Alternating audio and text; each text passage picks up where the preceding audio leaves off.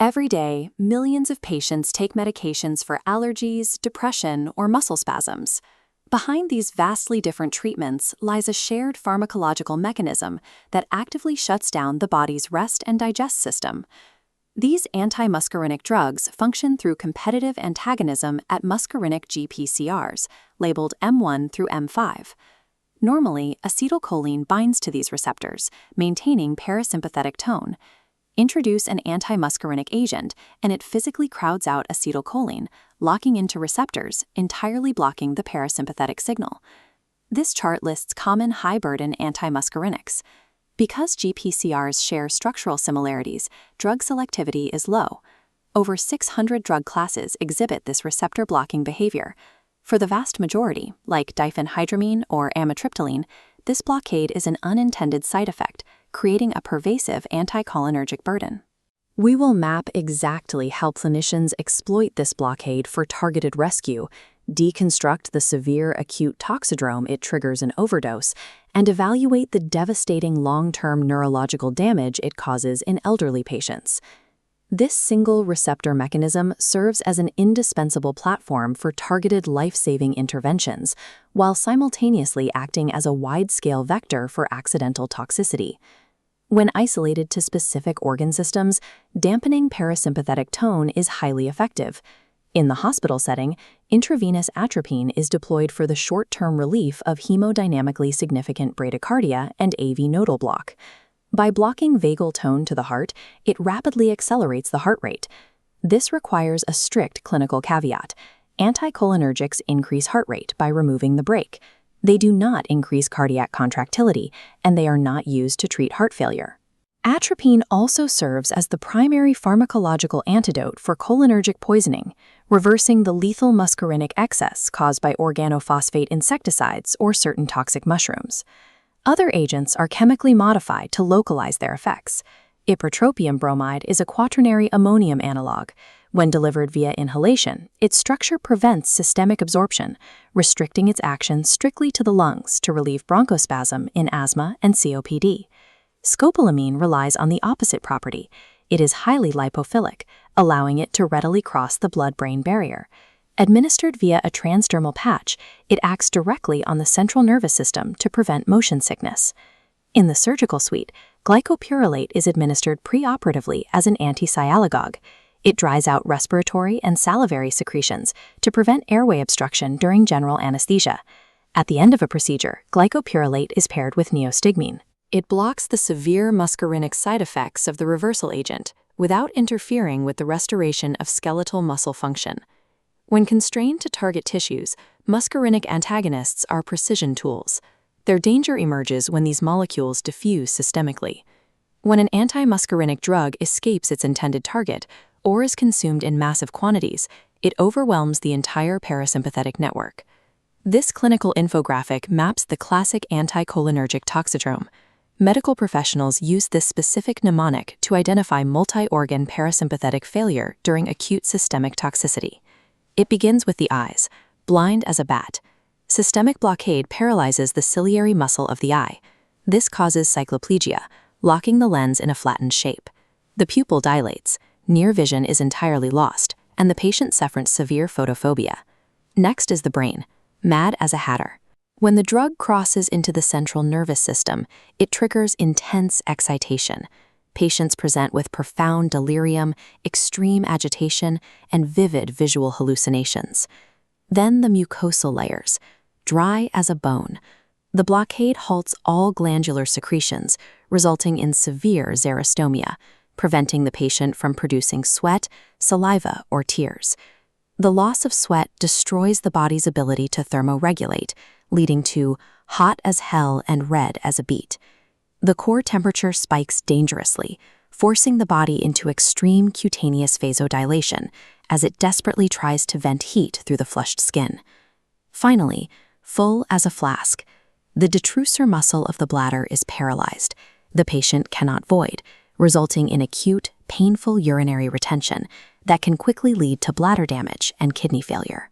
This violent presentation is typically seen in the emergency department following deliberate recreational overdoses, such as massive ingestions of diphenhydramine during social media challenges. In young adults, this acute toxidrome is a temporary reversible poisoning. In geriatric patients, this exact cascade of physiological failure occurs subtly, chronically, and at standard therapeutic doses. Patients aged 65 and older routinely present with severe antimuscarinic toxicity without ever exceeding their prescribed daily limits. This discrepancy is driven by two compounding physiological shifts in the aging body, beginning with pharmacokinetics. This diagram illustrates the systemic changes that alter how older adults process these medications. First is a drastic shift in the volume of distribution. Aging naturally increases body fat relative to skeletal muscle and water content. Because most antimuscarinics are lipophilic, this increased fat acts as a massive storage reservoir, pulling the drug deep into the tissues. Simultaneously, the natural degradation of hepatic and renal function dramatically slows clearance rates. The body simply cannot metabolize or excrete the drug quickly enough.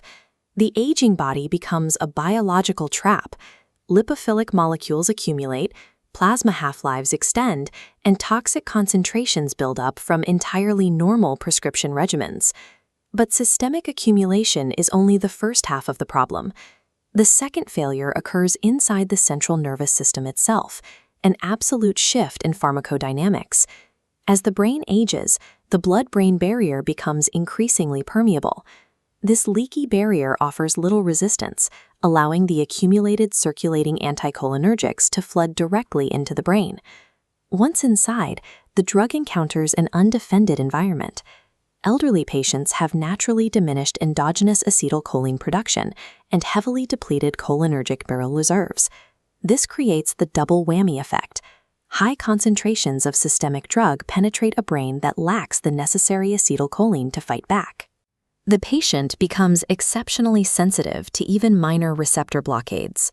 Administering routine anticholinergics to the elderly bypasses natural neurological safeguards, triggering confusion, delirium, and memory impairment from doses that a younger body would effortlessly clear. To manage this threat, clinicians use the Anticholinergic Cognitive Burden, or ACB scale. This tool quantifies a patient's cumulative daily risk by scoring their combined prescription and over-the-counter medications based on known anticholinergic activity. This clinical summary outlines the findings of a massive longitudinal study tracking 10 years of cumulative anticholinergic medication use in older adults. The data reveals a critical exposure threshold.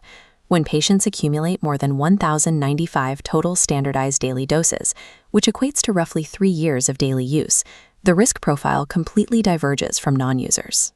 Past this threshold, patients exhibit an adjusted hazard ratio of 1.54 for developing incident dementia. Translated to clinical terms, heavy users of these medications face a 54% higher absolute risk of developing dementia compared to older adults who avoid them. Chronic exposure forces a physiological tipping point. The drug stops acting as a temporary receptor block and becomes a permanent accelerator of cognitive destruction. This cognitive decline is rooted in measurable physical brain damage. These neuroimaging results compare the brains of long-term anticholinergic users with those of non-users. Chronic users display actual structural neurodegeneration. Note the significantly reduced total cortical volume and the marked thinning of the temporal lobe cortex. Look at the inferior lateral ventricles. The profound enlargement of these fluid-filled spaces in the long-term users is a direct biological marker of severe brain atrophy. The tissue is literally degrading. This physical tissue loss directly correlates with functional failure, presenting as severe cerebral glucose hypometabolism across the global cortex and bilateral hippocampus. The brain is starving and shrinking. The ultimate consequence of this compounding toxicity extends beyond memory loss. Extensive population data confirms that for every single point increase in a patient's total ACB score, their risk of all-cause mortality increases by 26%. For modern medicine, the directive is clear. Physicians must aggressively audit geriatric medication lists for hidden anticholinergics, prescribe these agents with extreme caution, and actively deprescribe to protect long-term brain health. The ultimate lesson in pharmacology is ensuring the cure doesn't become worse than the disease. Recognizing the severe, silent cost of the anticholinergic burden is the only way to preserve the minds and lives of elderly patients.